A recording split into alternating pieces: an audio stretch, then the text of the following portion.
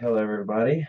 Hi. Hi, guys. Welcome. We are here with some great people. We get some great advice.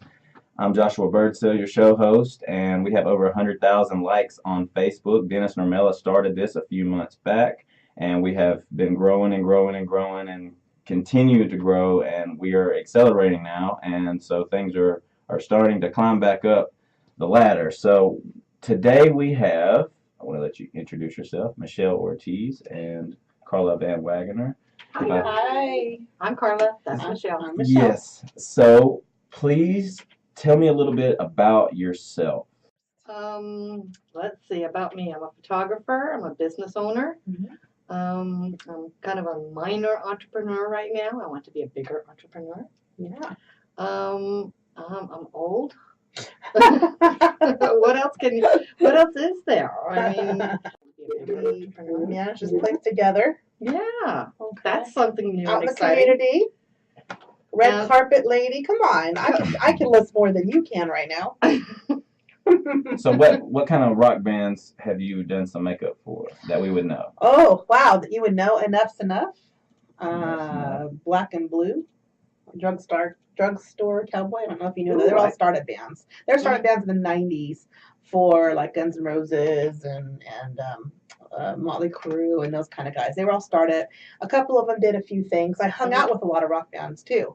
I hung out with Warrant, Poison, Rat, chased down the Guns N' Roses guys. But I was there one day when them and the Motley Crue were going to get into a knockdown drag out, and I was in the back of the kitchen with some of the Motley Crue guys, and Guns N' Roses were being asked to leave the Rainbow Room. That was very interesting. Oh, wow. Axl Rose was my neighbor. I lived in the Hollywood Hills, and he was my neighbor. We used to use the same vet and went to the same bagel shop.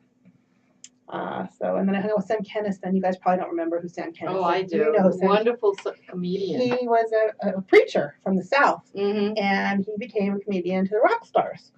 And the cutest story ever was I was a makeup artist at the time, and I looked just like his girlfriend.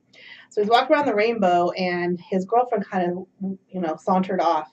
And we looked the same from the back. So he came, put his arm around me, and he started walking me off. Well, I turned and I look, and I'm like, holy, this Sam Kinison has his arm around me, and he's walking off. And so he went to introduce me to a buddy, and he looked and saw that it was me and started screaming. I made that sound. Mm-hmm. He goes, you look just like Malika. Hold on a minute. So he grabs his girlfriend, and we're looking at each other, and we definitely looked related. So that we became his fast friend, and he invited me to anything and everything. So I go hang out with him and a bunch of the rock people.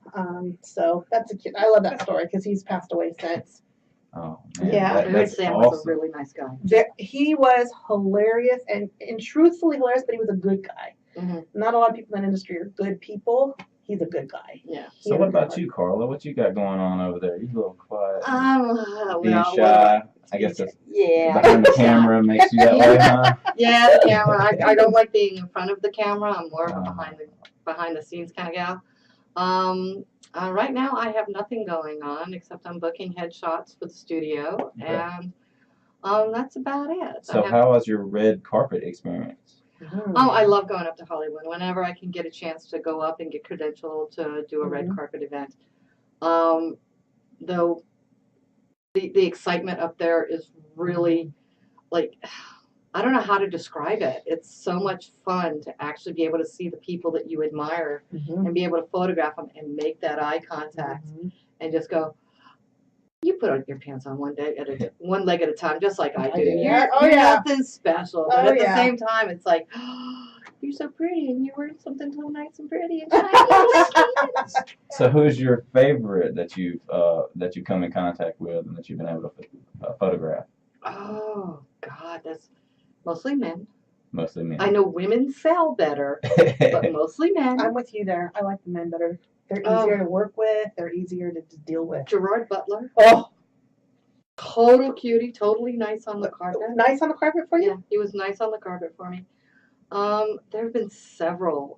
There's an actor by the name of Stephen Bishop. Yeah, fine. Okay, he's a big golfer. Love working with this guy. He's total professional. Gosh, I don't know who else. I mean, I can name all the cute guys I like, but So how did you get in that position? Like, how did you get to where, like, from where you started, how did oddly you enough, get it's to the kind of red like what carpet? she was doing. Back when I was living up in Alameda, because my ex-husband was military, I used to go to the clubs up in San Francisco and Oakland, and I hung around with the band. And I'd end up photographing the band. You know, I get to know the owners of the clubs. And the next thing you know, it's like, oh, Carla's here. Did you bring your camera? Oh, good. Go photograph them. I'd be like, well, how many songs do I have? And they said, they don't care. Shoot the whole show. Wow. And I'm like, oh, wow. One time there was a club that's now defunct up in Oakland, and it was the first album of the Black Crowes when they just started touring. And they had just hit it big. The MTV crowd was just, you know, the club was packed. I managed to get into the pit. This is back in the days when they had pits. Yes, they did. And, you know, they got the security guards all around, and they're trying to make sure nobody's getting on the stage, and I'm in the pit. And I got the first 3 songs. They say the first 3 songs only, then you put your camera down and you leave. I tried to leave. I couldn't get out after the 3rd song. The guards are looking at me going, sorry, you're stuck. You're stuck. Chris Robertson's looking over at me going, sorry, you're stuck. I love him. And I looked at him in the camera and he went, I don't care. And I just shot the entire show. Oh, did you really? Awesome. The whole show. I just lifted up the camera. Wow. This is back in the days of film, so I brought a lot of film with me because I never knew how much. So do you still have that? Somewhere in my archives, yes. They're in there somewhere. It's so different from back in the day till now. Oh yeah. Now you can't get close to these. Now you can barely get credentialed. No. Unless you're like Getty or UPI or AP or actually working for the band, you can't get credentialed to actually do these shows anymore. So what's some advice that you can give to an upcoming photographer that wants to make it big, like to the red carpet? To the red carpet, take journalism. Take journalism. Yeah. Take those photography classes. Get hooked up with a small publication. It's so much harder nowadays because everything is online, and you don't have the viewership or the print. Like back in the day, it used to be how many copies are out there, what's your demographic, et cetera, and now it's so much harder to track to actually get credentialed. So my advice is just be persistent. Be persistent. Go to journalism. Go into journalism. Make your contacts. Do your job right. Awesome. Well, we have a lot of people joining us. We have Jill Cobb. I don't know if you know her. I know Jill. Hi, Jill. She is saying hello to you. Lori Shock says hello. Annie says hello. Hi, Annie. Ted Grove says hello. Ted. Hi, Ted. So we appreciate everybody joining us. So now I'm going to jump over to Michelle and ask her a few questions now that we've gotten Carla out of her shell a little bit. She's still trying to lean over there and hide. I'm scared away from the questions. Okay, So, I'm going to lean back and let the Go ahead. Here we go. Take it on, take it over. Yeah. So, Michelle, Yes. what would you say, is it harder to do makeup on men or women? Oh, well, my demographic were rock stars and rock musicians, and they were drunk or high. So that was really hard to get the eyeliner on them. Yeah. At school, Plus, you have to make them up for the stage. Right. And then they had photographers. So back in the 90s, it was a totally different gig than it is now. So did you do the makeup, or did you do like the clothing and all? No, I wasn't a costume. I'm not a costumer. Okay, so they call that costumer. There was 3 different jobs. Oh, so you had a hair person. Makeup, it's all SAG and AFTRA. You had a hair person, you had a makeup person, you had a costumer. Okay. And back then with glam bands. So remember Poison, right? So all the eyeliners, the hair, and the real longer. Exactly. So you had to look very glamish. So we had to put liner and foundation and some kind of things on their lips, gloss on their lips. And a lot of them didn't want to do it because back then it wasn't a metrosexual situation. Especially rock stars. That's like the most manly job outside of like crabfishing or something. Exactly. You know what I mean? So they're like, "What are you here for?" Do it, and that was their thing. It was, and that really set them aside in the rock industry. Is the glam bands, and they're still known as that. And they had a huge following, even though they didn't have. So Led Zeppelin had a huge following because of who they were. But the glam bands made their name out of putting makeup and teasing out their hair and hairspray and a costumer and a hair person. So that's who I was around most of the time was more the glam bands. Now I was more impressed with old school, Led Zeppelin kind of Rolling Stones and those kind of guys. I liked a little bit of the funky music. I call the 90s music. Right. So like The Cure and, Lenny Kravitz. I tried chasing him down all the time, could not find him. He was never going to be around where the rock guys were. But if you're asking about my advice on getting out there, it's a lot harder now. It's a lot harder. I would definitely say that you're going to have to go to school. Definitely have to go to school. What kind of school? Like? There's makeup schools out there. In LA specifically, Hollywood specifically has a few good ones. Do they call it a certain thing like cosmetology? No, like cosmetology is completely different. It's a hair, right? But I'm saying, do they call it a certain thing like makeup that? School. It's just makeup school. And I would advise this because I had my chance to go into the Holly, like you had a chance back then to do special effects. And I was like, nope, I have enough business where I'm at. I live right in the middle of Hollywood, below the sign, and we're on that industry. I don't want to do it, and I didn't do it. But those makeup artists make a lot of money. They've seen the industry for 100 years, so they're still working. Where I'm kind of, I've moved out of it. There's an expiration. They can do a dual thing. They can. So I kind of knew a couple of the special effects guys on some of the horror movies that we know, because I'm a horror movie buff anyway. And they're still working. They're 50s and 60s years older than me, and they're still working. And they make look at Greg Nicotero. He's still working. So what about the special effects? Like, what's different? Like, is it like you had to like paint them green and then they make masks out of makeup. Guess what? Yeah. So you get all the synthetics of it, but it's makeup, and they make scars, and they make you look like your head's been taken off. What about the mask? Like, do you make the mask? So have you ever made a mask? I have not, and they asked me. I said, "Why don't you go on and take the extra 6-8 months?" And I said, "Why would I need special effects? I go to the movies and watch those movies. I love them, but I'm not going to do that. I'm not going to stand there for 10 hours making them out, getting my makeup on, getting out and going watching them in front of the stage. You know what I mean?" It was a really bad move. So I would tell everybody to pay the extra fees, which are probably a lot now, but you make, I think, an average special effects guy, I think their day rate is $700 a day. Ooh. So that's beginning. That's not like. So it's worth it to go to school for that, huh? Most definitely. Okay. Most definitely. So is there any advice that you can give on what you learned that the industry has changed? Like what have you learned that is helping you now that has nothing to do with what you already knew?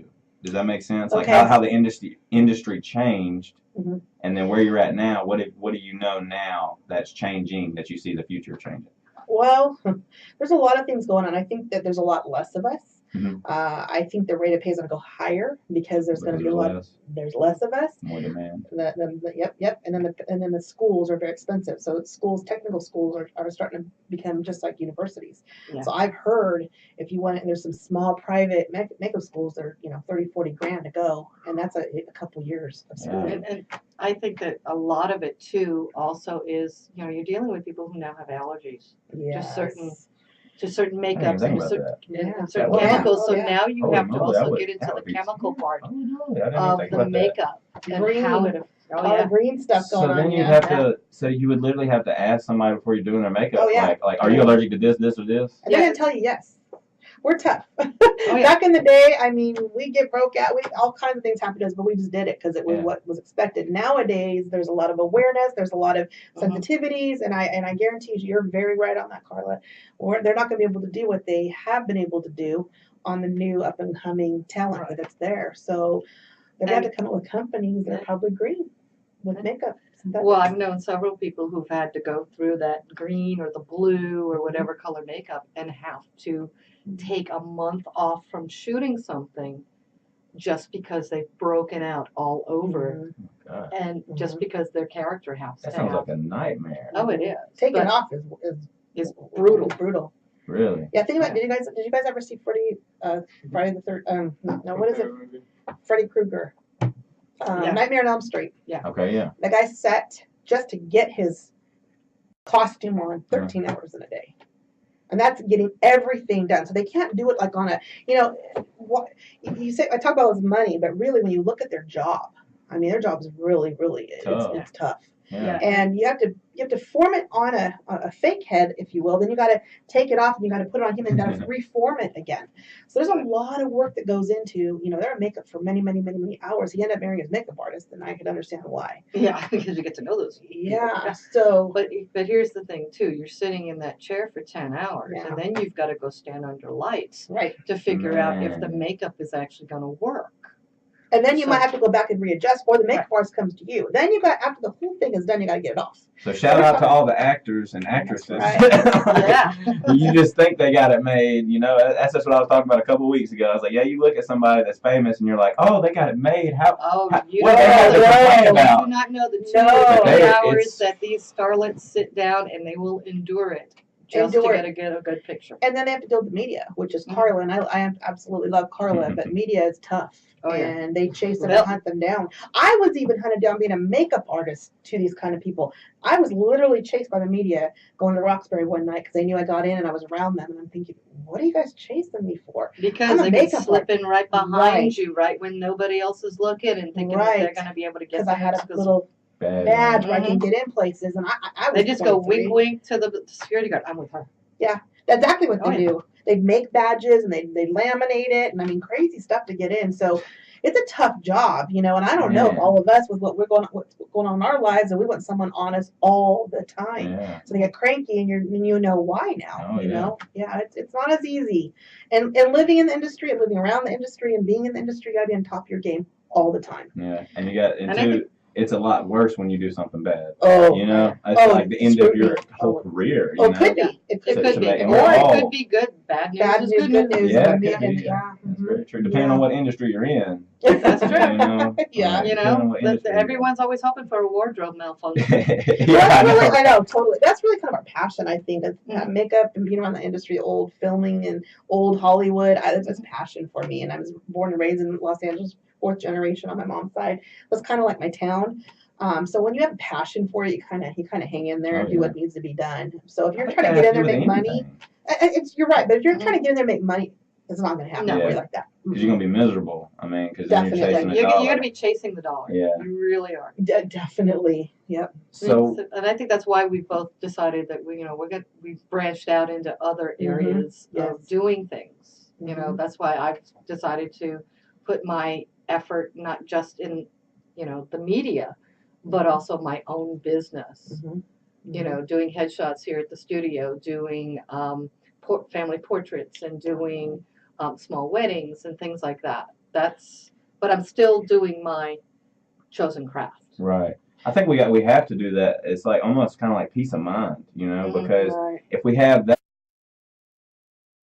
it makes us feel good about ourselves, and that we're able to do something that makes us happy, and then we're still able to supply for our family and people that care about us and that need us, because I think we sometimes get caught up in what we want and what we sometimes don't think about our family, but our family really needs us a lot of the time. And that's another thing. Like I had to make that decision to move. I moved out here because I was in LA, I was in Hollywood, and I thought about it. I was starting to get a little bit older. I was like, I don't want to raise my kids out here. My kids would be a mess. Yeah. And they wouldn't know. And even my kid, I have 2 older kids now. My son, he's 26, and he's like, Mom, I love it out here because you love it, and it's awesome out here. But I don't think I could have, been raised out here. Yeah. I was born and raised here in Marietta, and my daughter's the same way. There's a lot going on out here. So we kind of had to grow up. I think we still love it, So we've all, and I'm an entrepreneur also, and I went on to go to college because I didn't go to college. I went to Hollywood when I was young. But I went to college and became a teacher. So I actually taught makeup for John Costafuancas, which was a big model agency in the day. And I've taught in all types, different forms of makeup and entrepreneurship in that way. And I teach English as my degree. So you're right. I had to get a different, profession to kind of raise children because it's not conducive. It is not. It's not conducive what we have to go through. Honestly, even now, to be around these people, there's a lot of drug use and alcohol and craziness going on. Sure, but then you do find a lot of good nuts out there. You do. Oh, most definitely. Yeah. Still, there are a lot of good people out there still, and you are who your friends are. Yep. Yeah.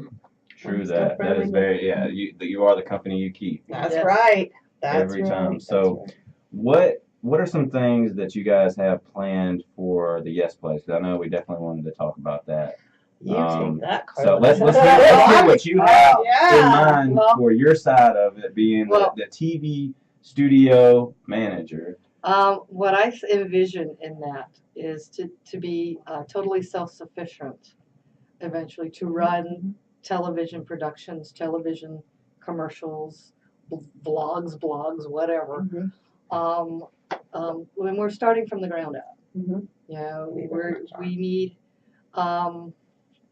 to just set our rules and stick to them, and that's what we're going to do. We're going to start with a clean slate, a blank slate, That's right. and a cleaned out studio. That's right. It's going to be gorgeous in there. Yes. I can't wait to see it and see what we get coming up, because I know that the past, I've seen some of the TV shows that we had in the past, and they look really good. I'm curious to see what you can do, because I seen you in there yesterday working, and I'm kind of curious to see what you can do. Yeah. Carla's awesome. I'm excited. I'm just gonna do whatever she tells me to do, because that's her avenue. I'm the sidekick. The makeup is always with the photographer, but they're told by the photographer what they need. So whatever Carla needs me to do, I'm gonna do that for her. But we need to get that going. I mean, we have such a opportunity here. Yeah, we do. And then there's a lot of the space in this place where we could do things to help people out. You know, the entrepreneurship, that especially. And 2018, everybody is starting to be an entrepreneur. Oh, it's true. I mean, honestly, the entrepreneurship is spreading, you know, and it's just like Dennis was saying, that's why he's having to go to China now, because there's so many entrepreneurs out there that they actually, the government will pay them, and then they don't know what to do. They're like, okay, I got a check. Oh, well, what do I do with it? How do I invest that into myself? Right. Well, see, and then in America, you got bunch of entrepreneurs that started their own business with no ideas, help. Yeah. And no money. Right? Exactly. No money. Backing and no support. So, And so that's part of the thing that we want to do, is to be able to take young entrepreneurs, the real estate agent that's starting out, the kid that wants to do a vlog on fashion. Yes. You know. Or the radio. Or the radio. We're doing stuff here. The kids who need to do podcasts or whatever.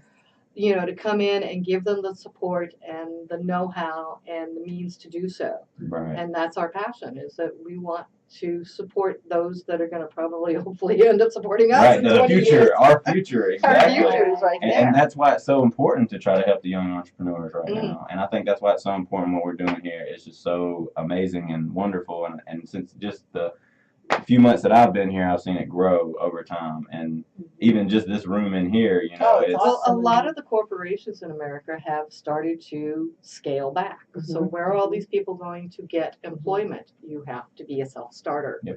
And the banks will not back you unless you've got training, unless you've got experience, possibly a degree. Money coming in. Connections and connections, and you got to come up with that business plan. Yep. And this is the place to learn all that. Yeah, it really and to practice all that. And being in California, there's millions of people, and that's what, just like I was telling him, I said, dude, you could literally come up with anything and make it work. That's right. But you have to make it work. You have to go out there, and it's just like building a house. You go out there and set the way the land's going to be, and make sure that's stable, and you have to build all the way up. And that's kind of how you have to do a business or anything else. Right. There's a lot of opportunity. It still is. Yeah. Hollywood's still there for people, and it's still making people very wealthy. Oh, yeah. It's just moved into different avenues, the vlogging and the YouTubing and all of that. So if you can move with the trend, you'll be relevant for a long time. Or you could think of something, create something new. I had to create a job coming out here when the teaching and everything went bad in the economy.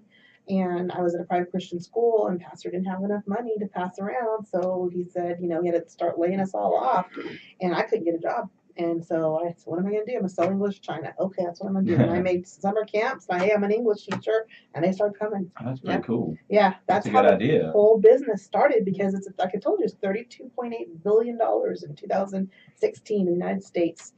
In English training. Wow. And California alone had $4 billion. So, I mean, it's a big industry. And it's crazy because we take that for granted, I mean, I don't know a lot of different languages, Right. You don't have a little bit of Spanish, but English is so taken for granted for me, because I'm just like, I'm just talking, it's just my way of communication. Right. But if you really sit back and think about it, and like other people are trying to communicate with people from here that know English, and they need to know English so that they can do business, because they might know something that this person don't know, and then they can collab and make I'm something going to tell you something, right? I was just in China with Dennis, and my dad's from the Middle East, and so I've been around, foreign countries. Everyone outside of the country that you're in speaking English. So That we is were in a crazy. hotel, international hotel in China that only allowed international, individuals stay there. There's no Chinese. So everybody there was either from Germany, France, England, somewhere. Right. And everybody would say, "Good morning. How's it going?" Like everybody, even though they didn't speak in English, they would all try to communicate. That's how we all Right. communicated together. Right. Germans and all of us Cool. did. So it's outside of our borders. We don't understand how important English is, and Right. it is a language of business. Yeah. I can see So that. and Mandarin's right behind it. So definitely we do take it for granted. And I think about all the kids in the English class when it came time. I taught fifth grade, and when it came time for oh, Miss Ortiz, I gotta take my books. Yes, let's go. My daughter, she's 17, straight A's in math and science. She wants to be a doctor or a scientist. She's not sure yet. English, always a B, and barely that. Like I said, how do you struggle in English? Yeah. Your mother's in English. You speak it your native language. I hate it. I don't know. And it's the story all the time. That's the funniest thing too is Mhm. that I didn't do well in high school when it came to English, but yet I went into journalism. That's And the crazy. reason why I had started writing was because sometimes a writer would not show up, and I'd be stuck with, oh, here I am Opportunity. at this photo assignment, and there's no writer. You What do I can't do? make it. What do I do? I don't want to disappoint this person because I know the editor's saving 20 inches of space, and it ain't gonna be all photo.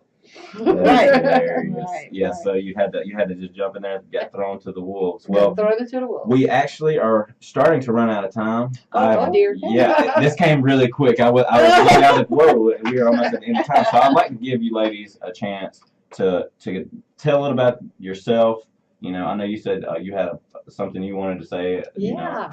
So I'll give you the floor first, and then Michelle. All right. I belong to the Murrieta chapter of the Masterminds Business Connection. And every year, this will be our second year. I can't say every year, but this will be our second year. We're putting on a Winter Wonderland Gala December 1st at the Temecula Hills Golf Resort over there. And we're selling tickets for the gala to raise money benefiting the Murrieta Rades Children's Hospital. Very, very Awesome. nice. Yeah, so if you want to, buy a ticket or know more information, just email me here at YESPlace, and I'll be happy to pass on, all that information. It's Carla with a C at YESPlace.org. Okay, Michelle. Same thing. We're here at the YESPlace, which is also known as Yes College, and we're open for business. So if you have any business ideas, any class ideas, anything that's going to help the youth in the local community, in the entrepreneurship field, please give me a call. I have the same address. Email address is michelle@yesplace.com, right? .org. .org. Sorry. Mhm. MICHELLE at yesplace.org. Shoot us a text, let us know, or actually an email, let us know some of your ideas, because we're going to grow this place. Yeah. We And need same your thing goes help. for the television station too. Television, definitely. Television, we want to get you guys out there with commercials, with whatever else is that you need You help your business grow, that'll yeah. help your business grow. That if there's a program that you think kids would benefit from, Oh, yeah. let us know. And we have everything. We have crew, we have editors, Mhm. the camera people, Yes. we makeup, we have hair. I mean, you name it, we got it. Yep, and also, if you want to come in and do a show, we do the radio show, and I'm the manager, so you can reach me at joshua@yesplace.org. So And I it's highly real- recommend that too, real because simple. he knows his stuff. Yeah, I know a little bit just from experience over time, dealing with music, and of course most people know my story, and we'll have to do that on a later date. I don't think we have time for that today. Aw. But we are running out of time, so I thank everybody for joining us today on A Bit of Advice, and I thank these two lovely ladies for being my guests and Thank you, Josh. sharing some Yes. awesome knowledge and wisdom about your experiences that you have encountered in your life. And it's just awesome to see so many different aspects of California, and the fact that y'all have been here so long, and y'all are used to it. You're used to the mountains and everything. You were born and but, raised here, right? I was born and raised in LA. Oh, My See, great there you go. I grandparents. wasn't. I'm a Oh. transplant. Oh, my great Oh, grandparents. where are you Yeah, from? yeah, Where you where- from? Originally Providence, Rhode Island. Oh, that's Oh, right. that's That's right. right. You told me Becky. that. Yeah, the Well, only little time tiny my state. that little tiny state with a little tiny accent. The only time my accent ever comes out is when I'm pissed off. If you That hear is my funny. Rhode Island accent Rhode coming out, Island. my Rhode Island, if you hear me start saying quada, Quada. Knock the car. Then Don't you mess know with I'm mad. Yes. A great state. It's a great state. Well, we thank you all for joining us today, and we will see you next time.